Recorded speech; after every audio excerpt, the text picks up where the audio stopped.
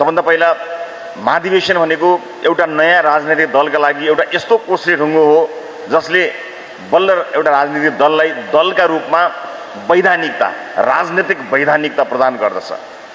यो राजनीतिक वैधानिकता प्रदान गर्ने यो महाकुम्भमा जुन उत्साहका साथ यहाँहरू सहभागी हुनुभयो, म सम्पूर्ण सहभागी, सम्पूर्ण प्रतिनिधि र सम्पूर्ण साथीभाइहरूलाई फेरि पनि धन्यवाद ज्ञापन गर्न चाहन्छु। यस्ता कार्यक्रमहरू आयोजना गर्न सजिलो हुँदैन। नयाँ राजनीतिक दल भएका हुनाले, यो हाम्रो पहिलो अनुभव पनि भएका हुनाले यसका कमी कमजोरीका बारेमा मैले भनिरहनै पर्दैन। आम जीवनले पनि हाम्रो महाधिवेशनको क्रममा भएका कयौं विषयलाई चासोको रूपमा हेर्यो र यो अझ सही हुन सक्थ्यो, अझ व्यवस्थित हुन सक्थ्यो, अझ सहभागीहरूलाई अलिकति सुविधा दिएर गर्न सकिन्थ्यो भन्ने कुरा विभिन्न कोणबाट, विभिन्न माध्यमबाट आएको छ। म ती सबै प्रतिक्रियाहरूलाई एकैपटक सम्मान गर्न चाहन्छु र आगामी दिनमा ती कुराहरूलाई सचेततापूर्वक ध्यान दिने कुराको पनि प्रतिबद्धता व्यक्त गर्न चाहन्छु। उपस्थित आदरणीय साथीहरू, सुरक्षाकर्मीहरूको एउटा ठूलो समूहले जसरी अहोरात्र खटिएर यसलाई सम्पन्न गर्नको निमित्त काम गर्यो, त्यो एउटा ड्युटी पुरा गर्ने मात्र चिज थिएन। एउटा राष्ट्रप्रेमले ओतप्रोत भएर र एउटा राष्ट्रप्रेमले ओतप्रोत भई आएका देशका राजनीतिक कर्णधारहरूलाई सम्मान र सुरक्षा दिने ढङ्गले उहाँहरूले साथ दिनुभयो। म सम्पूर्ण सुरक्षा निकायका साथीहरूलाई, सबै तहका साथीहरूलाई विशेष धन्यवाद ज्ञापन गर्न चाहन्छु। पार्टीले एउटा ऱ्यापिड एक्सन टिम भनेर स्थापना कालदेखि नै बनाएको छ, जहाँ ऊर्जाशील युवाहरू रहन्छन्, विशेष गरेर स्वयंसेवकका रूपमा र कहीँ पनि अप्ठ्यारो परेका खण्डमा सबैभन्दा पहिलो पुग्ने अवधारणाका साथ खडा भएको RAT को सिङ्गो विभाग, यसका सम्पूर्ण परिवारलाई म धन्यवाद दिन चाहन्छु। मैले अलिकति बढी धन्यवादको भाग कास्की ऱ्याटलाई छुट्याएँ भने गाह्रो नमान्नु होला। कास्की ऱ्याटले विशेष मेहनत गरेको हुनाले, बाँकी चितवन र अन्य जिल्लाका ऱ्याटहरूले पनि म देशैभरिका प्रतिनिधिहरूले आएर काम गर्नुभएकै छ, म उहाँहरूलाई पनि विशेष धन्यवाद दिन चाहन्छु। र चितवन जिल्लामा हुने हाम्रा कार्यक्रम विशेष हुने गर्दछन्, नागरिकको चासोको हिसाबले, पार्टीको चासोको हिसाबले पनि। र चितवनले भर्खरै नयाँ टिम पनि पाएको छ। आयोजक जिल्लाका हिसाबले म सिङ्गो चितवन रासोपा र यस अन्तर्गतका सम्पूर्ण पालिका वडाका सम्पूर्ण पदाधिकारी साथीहरूलाई यो आयोजनाका लागि, यो सहभागिताका लागि धेरै धेरै धन्यवाद दिन चाहन्छु। उपस्थित साथीहरू, निर्वाचनमा गइसकेपछि त्यसले एउटा परिणाम त दिइहाल्छ।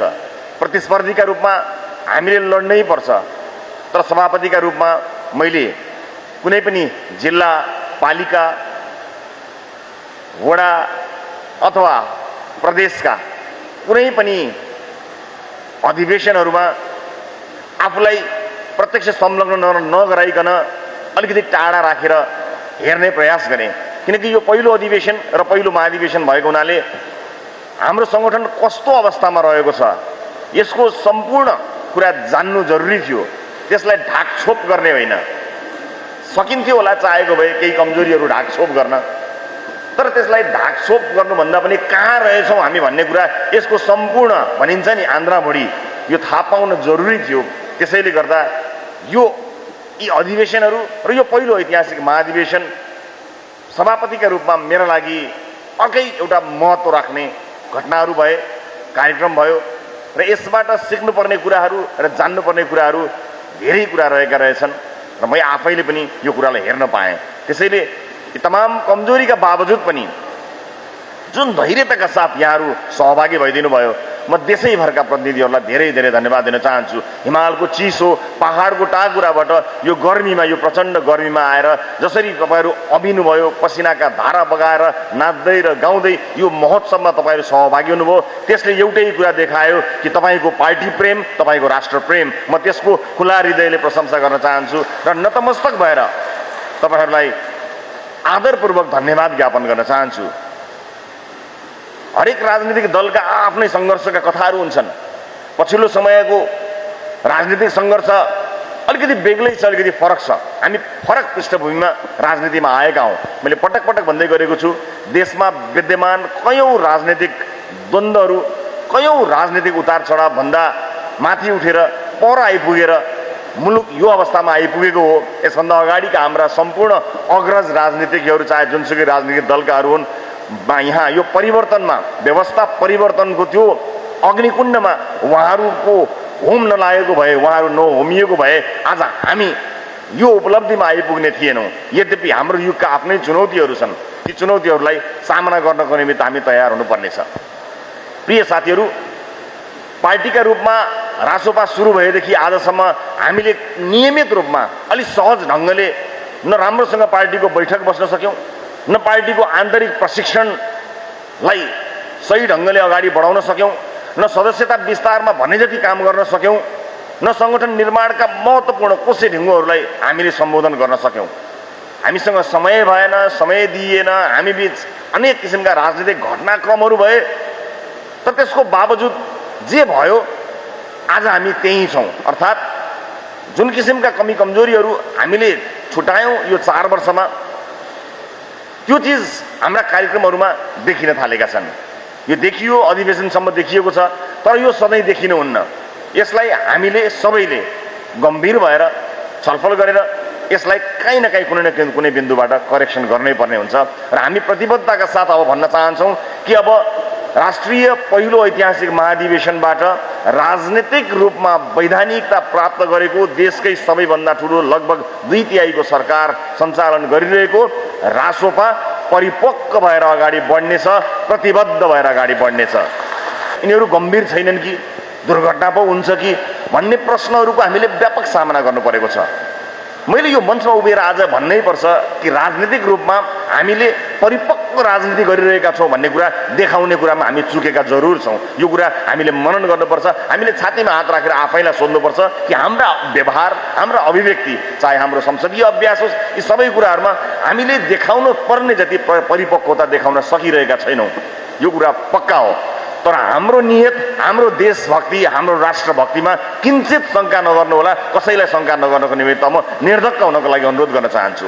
हो, नयाँ छौँ, कयौँ अभ्यासहरूमा हामी नयाँ भएका कारणले केही असहजताहरू भएको छ होला, तर देशको पछिल्लो परिवर्तन, सङ्घीय लोकतान्त्रिक गणतन्त्र, यसले दिएका उपलब्धिहरू, यसलाई जोगाउने कुरामा, यसलाई सम्वर्धन गर्ने कुरामा हामी एक ठाउँमा छौँ, एकजुट छौँ। यसबाट हामी दायाँ बायाँ विचलित हुँदैनौँ।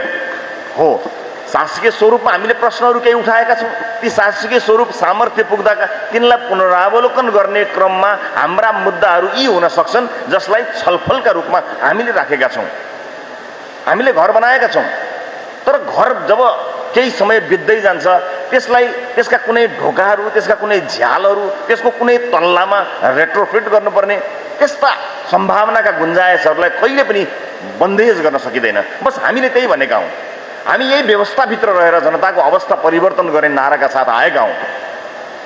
हामीले सुरुवातमा भनेको जान्नेलाई छान्ने नारा आजभोलि बडो ट्रोलको विषय बनेको छ। म त्यसलाई पनि स्पष्ट पार्न चाहन्छु। जतिखेर पार्टी स्थापना भयो, हामीसँग चुनावमा जानका लागि 5 महिनाभन्दा बढी समय थिएन। त्यतिखेर हामी जान्ने बनाई छान्न सक्ने अवस्थामा थिएनौँ। त्यसकारणले जान्नेलाई नै खोजी खोजी छानिएको त्यतिखेरको त्यो नारा हो। यद्यपि हाम्रा कयौँ ठाउँहरूमा त्यसलाई अध्यावधिक नगरिएका हुनाले त्यो आज पनि देखिन्छन्। हामीलाई त्यो नारा प्रिय छ। तत्कालीन अवस्थामा जब हामी निर्वाचनमा गयौँ, 5 महिना बाँकी रहँदाखेरि हामीलाई जान्नेहरू छान्नु बाहेको विकल्प नै थिएन। हामी यसरी टोल टोल, घर घर, छिमेक छिमेक जिल्ला हाम्रो सङ्गठन बसेको थिएन। साथीहरू, आज तपाईँ निर्वाचनमा सहभागी नभइदिनुहोस् न, तपाईँ उम्मेदवार नउठिदिनुहोस् न भनेर आज जसरी हात जोड्नु परेको छ, साथी हो, हिजो तपाईँ निर्वाचनमा उठिदिनुहोस् न, उम्मेदवार भइदिनुहोस् न भनेर हात जोड्नुपर्ने अवस्थाबाट हामी आएका हौँ। त्यतिखेर जान्नेलाई छान्ने भए के उपाय थियो र हामीसँग? आज पनि जान्नेलाई नै छान्ने हो, तर आज अलिकति फरक भएको छ। जान्ने बनाई छान्ने, जान्ने छैन भने जान्नेलाई छान्ने, जान्ने छैनन् भने जान्ने बनाई छान्ने, जान्ने भनेर छानिएकाहरू नजान्ने रहेछन् भने तिनलाई विधिबाट फाल्ने पनि। त्यसैले यी सबै कुराहरूलाई म साथीहरूलाई स्पष्ट पनि पार्न चाहन्छु। प्रिय साथीहरू, हाम्रा राजनीतिक क्रियाकलाप, हाम्रा राजनीतिक अभिव्यक्ति र हाम्रो राजनीतिक उपस्थितिले यो देशका प्रबुद्ध, देशप्रेमी नागरिक समाज, सञ्चार जगत, अन्तर्राष्ट्रिय जगत, राजनीतिक वृत्त कोही पनि भयभीत र त्रसित हुनु हुँदैन। हाम्रो राजनीतिक गतिविधि त्यति परिपक्व हुन जरुरी छ, किनभने प्रश्नहरू आउँछन्, ती प्रश्नहरूबाट हामी भाग्ने होइन, तिनलाई रचनात्मक रूपमा सामना गर्दै आम नागरिकलाई निर्धक्क पार्ने जिम्मा हाम्रो हो। लोकतन्त्रका आधारभूत सिद्धान्तहरू छन्, कयौँ इन्स्टिट्युसन्सहरू छन्, संस्थाहरू छन्, तिनलाई भत्किन दिनु हुँदैन। शक्ति पृथकीकरणको सिद्धान्तमा अडिग रहेर हामीले ती संस्थाहरूको सम्मान गर्न जानेनौँ र हामीले मतको बलमा, सङ्ख्याको बलमा हिजोका शासकहरूले गरे जस्तो गलत अभ्यासहरू गर्यौँ भने त्यसले फेरि एउटा दुर्घटनामा लान्छ र अब जाने दुर्घटना कथम कदाचित त्यो दुर्घटनामा गयो, कथम कदाचित त्यो चाहिँ गलत ढङ्गले गलत बाटोमा गयो भने त्यसले पार्टीलाई मात्र होइन साथी हो, सिङ्गो पुस्तालाई र सिङ्गो देशलाई क्षति हुन्छ। त्यसकारणले हामी एकजना साथीहरू अत्यन्त जिम्मेवार हुनुपर्छ। सामान्य जिम्मेवारीबाट हुँदैन। जो कोहीले सोचेको होला कि हामी त घन्टी बजाउँदै आयौँ, जनता अलिकति निराश थिए, पुराना पार्टीबाट हैरान भएका थिए, विकल्प पाए, हामीलाई रोजे, बस भइहाल्यो।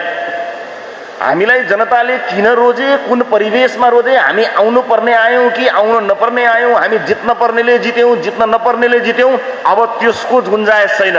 जित्यौँ, आयौँ, अब जिम्मेवार हुनुपर्छ। हर एक नेता जिम्मेवार हुनुपर्छ, हर एक सांसद जिम्मेवार हुनुपर्छ र हामी जिम्मेवार भएको कुरा हामीलाई भोट हाल्ने नागरिक मात्र होइन, अन्तर्राष्ट्रिय जगत र सम्पूर्ण नागरिक समाजलाई महसुस हुनुपर्छ कि साँच्चै राष्ट्रपा परिपक्व रहेछ, यो चाहिँ मुलुकको रक्षाका लागि प्रतिबद्ध रहेछ भन्ने कुराको महसुस हुनुपर्ने गरी हामीले काम गर्नुपर्नेछ। प्रश्न उठाउनेहरूमाथि औला उठाउने होइन, हामीले प्रश्न उठ्न नदिने कसरी हामीले गर्नुपर्ने काम त्यही हो। हामीमा राजनीतिक परिपक्वता छैन भन्दैमा त्यसको भारी यो देशले र इतिहासले बोक्दैन साथी हो। परिपक्व छैनौँ भने सिक्नु पर्यो, जान्नु पर्यो, सकिन्न भने छोड्नु पर्यो मैदान। तर मैदानमा आइसकेपछि देशको इतिहासमा, देशको भविष्यमा खेलवाड गर्ने छुट मलाई या जो कोहीलाई पनि छैन। There is a red line, कसैले पनि त्यो रेड लाइन क्रस गर्न पाउँदैन। आज हामीले यहाँ उभिएर यति भन्न सक्नुपर्छ र सिङ्गो देशलाई म यही मञ्चबाट बताउन चाहन्छु कि राष्ट्रपा प्रतिबद्ध छ। हामी हेरिरहेका छौँ, पार्टी यी कुरामा प्रतिबद्ध छ र सरकार जिम्मेवार ढङ्गले अगाडि बढिरहेको छ। सरकारका क्रियाकलापहरूमा पछिल्लो समय हामीले द्रुत गतिमा काम गर्नुपर्छ भनेर हामीले विभिन्न ठाउँमा भनिरहेका छौँ। त्यो द्रुत गतिमा काम गर्ने सिलसिलामा लोकतन्त्रका आधारभूत सिद्धान्तहरू नमासिउन्, नमिचिउन्। विशेष गरेर अत्यन्त दुःख र कष्टले इतिहासले बनाएका संस्थाहरू छन्, ती नभत्किउन्। यस कुरामा हामी सचेत छौँ र पार्टीले यसलाई नजिकबाट निगरानी गरिरहेको छ र अहिलेसम्म यतिखेरका मितिसम्म हामीले भन्नुपर्दा हामी ती सम्पूर्ण संस्थाहरूलाई समृद्ध बनाउने कुरामा प्रतिबद्ध छौँ। नागरिकको जीवन उकास्ने कुरामा हामी प्रतिबद्ध छौँ। प्रिय साथीहरू, अब विभिन्न पदमा विजयी हुनुभएका साथीहरूलाई शपथ ग्रहण गराउनुपर्नेछ। त्यसका लागि पार्टी कार्यालयमा एक विशेष र भव्य चियापान कार्यक्रम सहित सबै साथीहरूलाई, नयाँ साथीहरूलाई स्वागत गर्नको निमित्त म आतुर छु। आज यहाँबाट शपथ ग्रहण गरिसकेपछि यो जिम्मेवारी प्राप्त भएको छ। मेरो नेतृत्वलाई विश्वास गर्नुहुने सबै साथीहरूलाई म धेरै धेरै धन्यवाद दिन चाहन्छु। पार्टीका हरेक पङ्क्तिलाई धन्यवाद दिन चाहन्छु। एउटा कुरा निर्वाचनका क्रममा अहिले जे देखियो भने राष्ट्रपाप्रति जुन राष्ट्रपा परिवारको प्रेम छ त्यो बृहत देखियो। पुराना साथीहरूप्रति पनि प्रेम, भर्खरै आएका साथीहरूलाई पनि जिताएर लिएर जानुपर्छ भन्ने कुराको चेत यही हो बलियो राष्ट्रपाको सङ्केत साथी हो। भन्नका लागि, सुन्नका लागि प्यानल बनाए कि लिस्टै बनाए कि भन्ने कुराहरू नसुनिएको होइन, नदेखिएको होइन। तर पनि हाम्रा आम पार्टी सदस्य मतदाताहरूले विवेक प्रयोग गरे र उनीहरूले कुनै ब्यानल या गुट होइन भन्ने या बनाउनेहरूले बनाए होलान्, बनाएनन् होलान्, त्यो पछि अध्ययनको विषय बन्ला। यसलाई हामी समीक्षा गरौँला, हेरौँला, अध्ययन गरौँला। तर सबैलाई स्वीकार गर्ने, भर्खरै पार्टीभित्र प्रवेश गरेका साथीहरूलाई पनि उच्चभन्दा उच्च मत दिएर पठाउनु भएको सङ्केत के हो भने राष्ट्रपामा सबैलाई स्वागत छ। त्यो एउटा सन्देश मैले पाएको छु। पुराना योगदान दिएका साथीहरूलाई होइन छुटाउनु हुँदैन होला भनेर कतैले त बल्ल बल्ल जित्नु भएको छ। त्यो के चेतना त्यसले दियो भने यो त पुरानो मान्छे हो, यतिको मान्छेलाई छुटाउनु हुँदैन कि क्या हो भन्ने चेतना पनि छ। त्यस कारणले नयाँ र पुरानोको द्वन्द्व पनि आजबाट अन्त्य भएको छ। यो गुट र त्यो गुटको कुरा पनि अन्त्य भएको छ। अंशहरू केही बाँकी रहेछन् भने यसलाई यहीँ दफन गरेर जाउँ। कहीँ कतै वैमनस्यता बाँकी रहेछ भने, लड्ने क्रममा, प्रतिस्पर्धा गर्ने क्रममा एकअर्काप्रति कहीँ पनि वैरभाव सृजना भएको रहेछ भने यसले यही अन्त्य पाओ। जय देश जय घण्टी।